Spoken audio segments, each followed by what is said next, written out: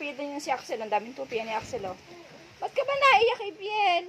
Oh, nakakat... Ito, maiyak talaga siya. Nakakaawa naman ang anak. Huwag ka na umiyak. Bakit ka ba naiyak? Tears of joy ba yan? Sobrang saya mo?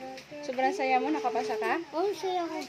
O nga, bihira kasi nakakapasa doon. Talagang piling mga estudyante lang. Pero tingnan mo, oh. Tears of joy. Umiiyak siya. Tears of joy. Huwag kang iyak. Sa STE. Galingan mo, mas galingan mo. Oy! Ka ngayon ng e-bike. Ay! Huwag niyan ka pumasok sa ST. Pwede ka na mag-drive ng e-bike. Ay! Drive ko na. Anak, ikaw lang tayo nakapasa na malungkot eh.